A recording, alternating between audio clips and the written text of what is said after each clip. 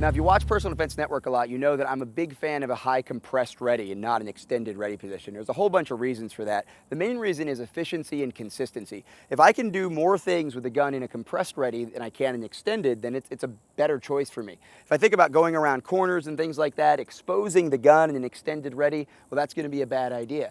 If I'm inside of an active shooter situation maybe, and I had to draw my gun and shoot someone down to the ground, and I'm not sure if there's another threat, and I leave my gun in an extended ready, and a police officer, and if you saw this, you're a responding police officer, and you saw this person in a crowd in the middle of an active shooter situation, you'd probably reasonably think this person was trying to shoot people, as opposed to this person, or even this person in this compressed ready position, who's looking to see if they need to defend themselves from someone, right?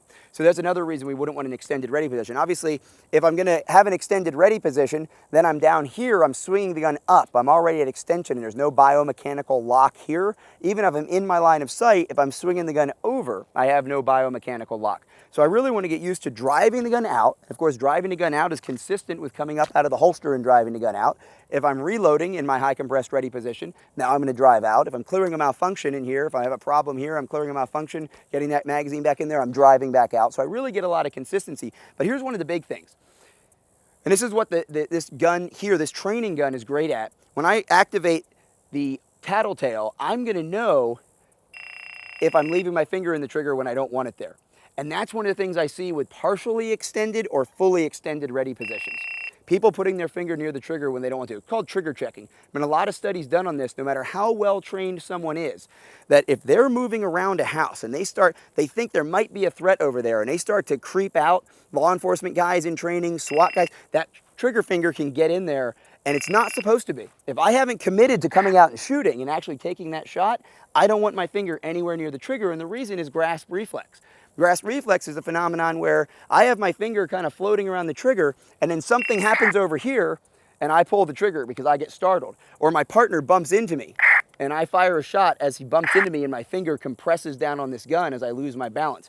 It's a very well documented phenomenon that when you're startled, when you're caught off guard, when you start to go off balance, you tend to clamp down. So keeping your finger out of the trigger is really important. Well, you might say, well, I can just train myself to keep my finger off the trigger even at an extended ready. And that's where we get back to inefficiency and inconsistency. I'm training myself in the worst case scenarios very close in to start pressing that trigger on the way out. My finger should be going into the trigger guard when I'm extending to shoot. I don't want to wait until I'm at full extension and make another decision and another action to shoot, slapping at the trigger.